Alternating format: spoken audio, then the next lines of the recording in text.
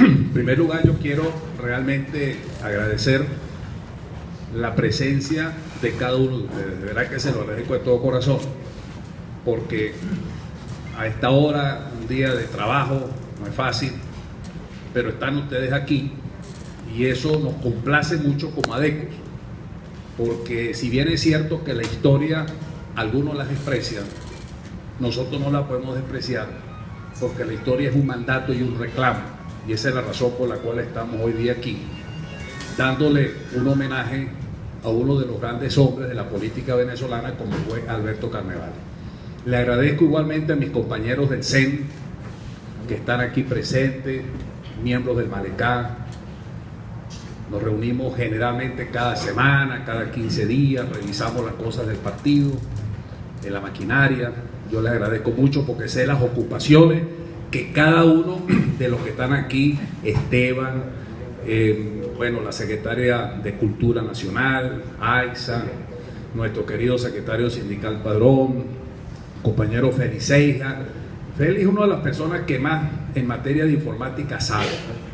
Es un hombre bastante modesto, a pesar de la lamparadera que le han dado por las redes, pero es un hombre muy preparado, Félix Arroyo, y que sabe de esa materia. Compañero José Zamora, le agrego que te presente, Francisco, que creo que conoció mucho a la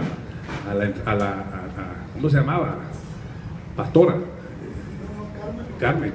Bueno, y los demás miembros del CEN que están presentes aquí, yo se lo agradezco, y por supuesto a la presidenta de la comisión aniversaria del partido, que a bien tuvo incorporar esta idea de hablar sobre Alberto Carnevale.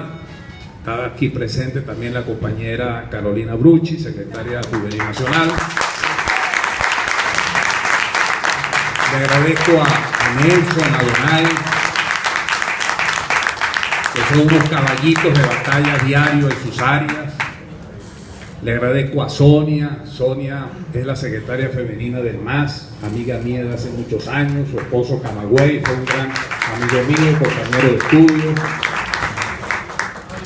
Y al resto de compañeras y compañeros que integran, por supuesto, las secretarías de organización de las parroquias aquí de Caracas, de Miranda. Le agradezco mucho a mis amigos, mis queridos amigos de Petare, a Pedro y a todos los compañeros que están allí.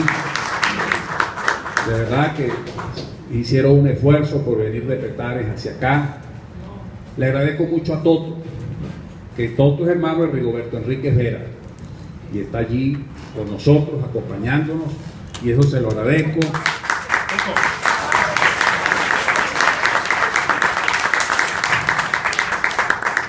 Le agradezco a la compañera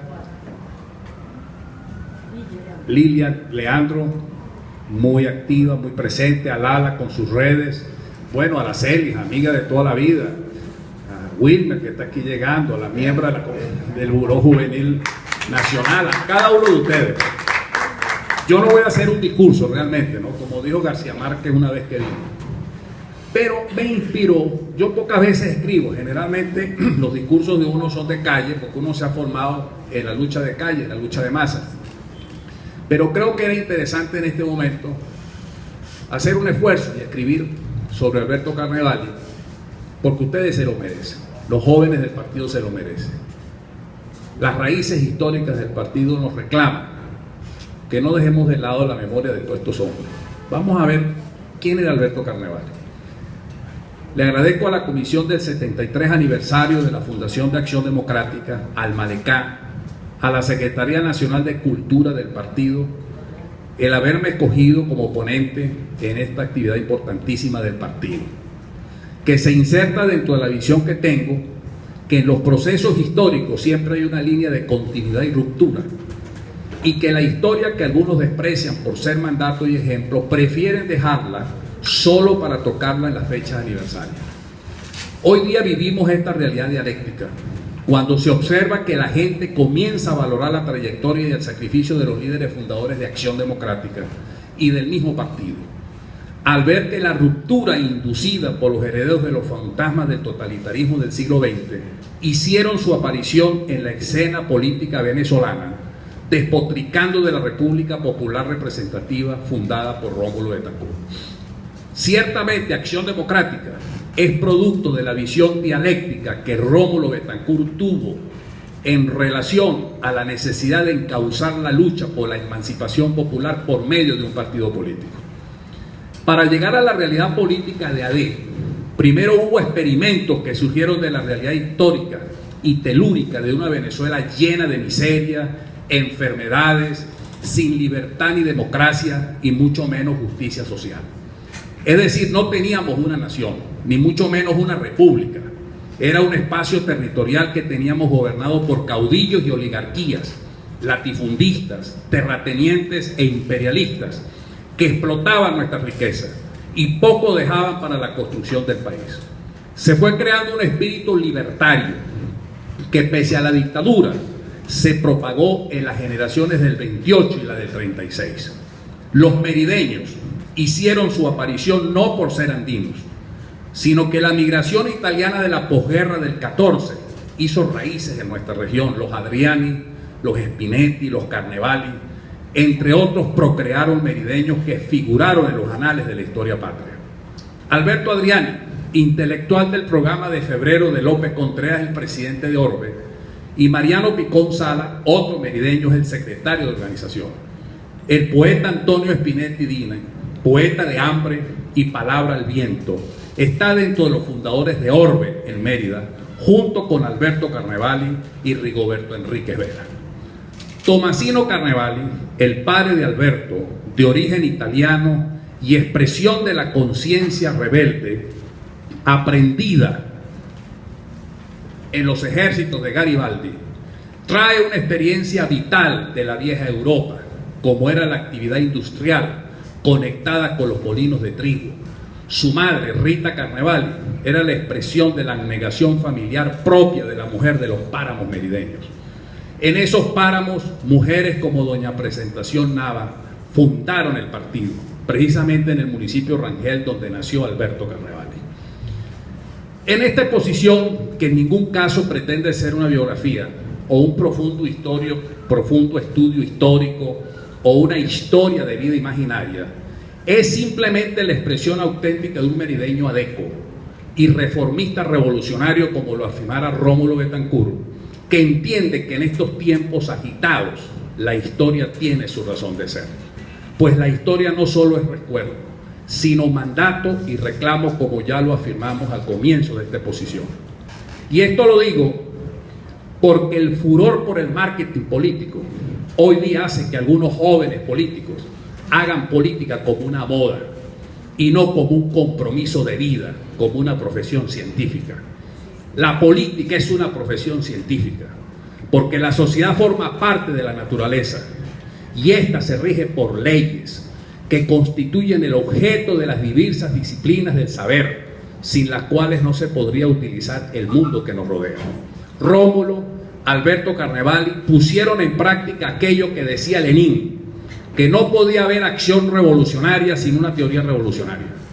Para Alberto, la democracia, la libertad, la justicia social, para ponerla en práctica, requería de una praxis política que desarrolló extraordinariamente en las diferentes facetas de su vida, de su concepción del mundo, que, como lo decía Martí, fue siempre agonía y deber. Agonía en la lucha diaria, en la formación, en la entrega a las exigencias de un ideal, y deber en la suprema renunciación de su vida, cuando la conciencia colectiva exige la presencia de los mártires auténticos. Vamos a indagar esta agonía y este deber de seguida. Alberto Carnevali y su época.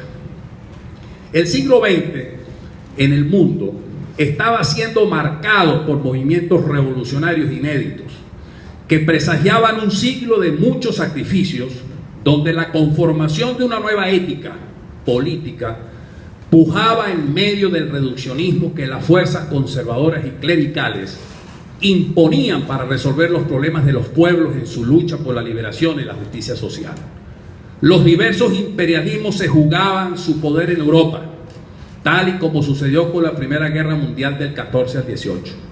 La instauración del primer Estado socialista marxista con la Revolución Rusa de 1917.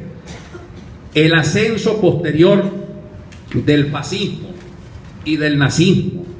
la convergencia de los diversos totalitarismos para esperar la puñalada trapera del uno contra el otro, la Revolución Mexicana, la Reforma de Córdoba, el crash de 1929, la Guerra Civil Española, la Segunda Guerra Mundial, la derrota del eje nazi-fascista, la expansión del Imperio Soviético, el inicio de la Guerra Fría, el triunfo de la Revolución Comunista en el país más poblado del planeta, China, la Guerra de Corea, la creación de la ONU, la Declaración Universal de los Derechos Humanos, la derrota del colonialismo, el nuevo sistema financiero internacional, configuran un escenario internacional propicio para que líderes como Alberto Carnevali abrevaran en la documentación existente las informaciones de los cables de prensa, en las bibliotecas familiares, en la formación de maestros que habían salido a Europa, el conocimiento necesario para la formación política y social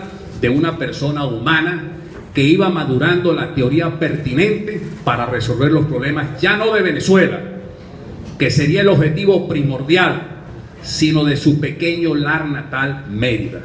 Una Mérida que para viajar hacia Caracas en aquella época teníamos que hacer escala en Maracaibo, en Curazao, y el viaje era de días. Y sin embargo, en 1936, Alberto recibió la visita de Rómulo Betancourt en Mérida para estimularlo en la creación de un movimiento político que causara la lucha popular. El escenario en Venezuela era una dictadura que parecía imposible de destronar, la dictadura de Juan Vicente Gómez. Pero al lado de esta realidad surgía la explotación del Sumaque I, y así la Venezuela petrolera va cambiando la fisonomía política, social y cultural del país. La generación del 28 irrumpe en un momento histórico mundial donde las fuerzas reaccionarias ahogan en sangre a las fuerzas revolucionarias de Europa, México y en América Latina. Mérida no escapa a las consecuencias de la represión y la discriminación social.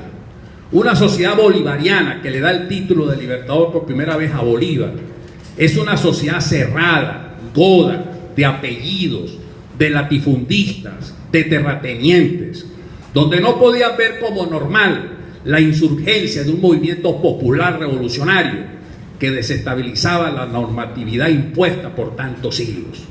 Sin embargo, una ciudad con una universidad por dentro, como decía Mariano Picón Salas, no podía quedarse con los brazos cruzados y los ojos cerrados para no sentir la fuerza telúrica del cambio político. Merideños dieron sus vidas en la batalla de los Horcones, y Bolívar reconoce el sacrificio de los merideños en carta dirigida desde el cuartel general de Araude el 25 de julio de 1813 al ciudadano comandante de Mérida, Antonio Ignacio Rodríguez Picón. Y tú, padre, que exhala suspiros al perder el objeto más tierno, interrumpe tu llanto y recuerda que el amor a la patria es primero. Es el único verso escrito por Bolívar, porque un merideño, Gabriel Picón González, fue gravemente herido y perdió una pierna en los Horcones. Y en la batalla de la Victoria, el prócer merideño Luis María Rivas Dávila, moribundo, lega a su esposa la bala de que fue víctima en dicha batalla. La memoria histórica es vital para nosotros. Este verso lo escribió Bolívar, no el que decían que era eterno, pero murió y está enterrado solitariamente como un mensaje implícito de su eterna discriminación, como Hitler, que prefirió suicidarse porque despreciaba al pueblo alemán. Así es el que está en el cuartel de la montaña, lejos del mundanal ruido, ya que desprecia al pueblo. Alberto está enterrado en el cementerio del Espejo, donde carticas, placas, símbolos religiosos le ponen en su tumba para darle las gracias por favores recibidos. Algún día te llevaremos al Panteón Nacional.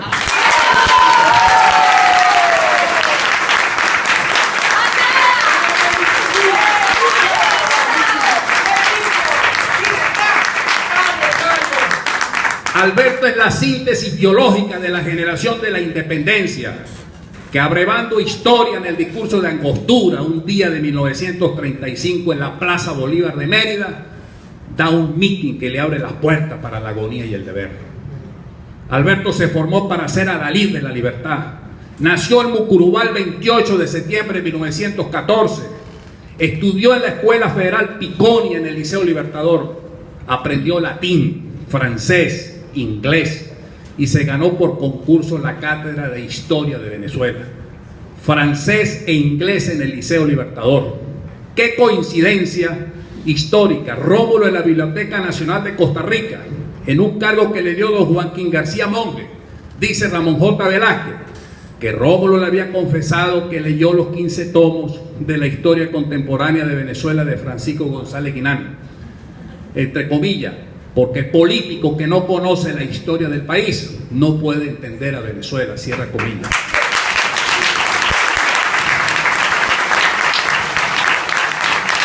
Alberto, en el Liceo Libertador de Mérida, se gana por concurso la cátedra de ser profesor de historia de Venezuela. La Mérida de la época no escapa a la categorización de la realidad nacional, donde fuerzas conservadoras significaban el retraso y en contraste las fuerzas de la izquierda democrática representaban la conciencia del pueblo venezolano. Alberto estudió mucho, abrevó conocimientos en maestros merideños como Hugo Guerra Fonseca, médico, fundador del Orbe, que había ido a Francia a estudiar medicina y se puso en contacto con los movimientos socialistas y marxistas en Francia. Alberto traducía del francés al español obras como la del materialismo histórico de Bugarín. En esta primera etapa de la vida de Alberto Carnevali, la comprendida de 1914 a 1935, se formó bajo la influencia de la Semana del Estudiante del 28, la presencia de Pedro Guerra Fonseca, la formación familiar, sus propias lecturas políticas, económicas y sociales fueron acerando un pensamiento forjado en la firme convicción de su pasión de libertad. Alberto Carnevali y su praxis política. La muerte de Gómez en 1935 abre a Venezuela al siglo XXI, como ya lo dijera Picón Sala. Era la hora del despertar cívico de nuestro pueblo, y en ausencia de los partidos políticos que canalizaran la efervescencia colectiva, la Federación Estudiante de Venezuela en escala nacional asume el rol de orientadora del movimiento popular para conquistar la democracia y las reivindicaciones del pueblo explotado y oprimido. Comienza la agonía y el deber de Alberto. Ya mencionamos que en 1935 en la Plaza Bolívar de Mérida, Alberto da un mitin. Se inscribe para estudiar medicina, pero no sigue sus estudios, sino que se cambia para la Escuela de Derecho de la ULA en 1936. Es presidente de la Asociación General de Estudiantes de Venezuela, adscrita a la Federación de Estudiantes de Venezuela. La sede estaba en su casa y había libros en la biblioteca de la Asociación sobre la Reforma Agraria en México y Chile, la Revolución Soviética, el socialismo utópico y un ejemplar de la revista costarricense El Repertorio Americano. En su praxis política, junto con Antonio Spinetti, redacta El Pueblo, y siendo un hombre de calidez, amplitud y generoso, se dedica a organizar regionalmente a Orbe, junto con Pedro Guerra Fonseca, Abraham León, Olinto Villamizar, Carlos Sala, primera organización política de masas, con un programa y doctrina nacionalista y democrática, funda su propio periódico Democracia. Era un luchador que lo caracterizaba la creatividad porque trabajaba por un ideal. Contaba en ese momento con apenas 20 años de edad. Alberto durante los años 1935 a 1945 organizó sindicatos, fundó sindicatos, ligas agrarias. En una organización que llamó Gremios Unidos, hizo labor periodística y radial. Escribía en El País, en el diario Panorama, donde tenía una columna económica, datos y cifras. Diario Occidente en Mérida, El Observador, De Frente y El Semanario, periódico de Acción Democrática. Hoy día, leyendo los artículos de Alberto en el periódico Democracia, vemos una actividad política y periodística extraordinaria, densa, conceptual, artículos referidos al caso de España, denuncias por la negativa a la legalización del PDN por el gobernador Mivelli, El Obrero y la Política, donde denuncia el apoliticismo promovido por el gobierno de López en las masas obreras. Hace un llamado a las prácticas desleales e indecorosas en la lucha política, su llamado a que Venezuela incrementara su producción nativa, la necesidad de conquistar la democracia, el peligro de la derecha, el llamado a la juventud para que adquieran conciencia del momento en que vivía el país, la defensa de América Latina en un artículo publicado en 1937 a propósito del acuerdo de la Unión Panamericana para celebrar el Día de las Américas. Dice esto, abro comillas: mientras un falso anhelo americanista se celebra con indecible hipocresía en recepciones prohijadas por las cancillerías manejadas por la mano poderosa de Wall Street, se explota sin piedad al cubano de la caña de azúcar, al venezolano del petróleo, al colombiano de las bananeras, al brasilero de los cacautales y en general al Juan Pimba de toda la América.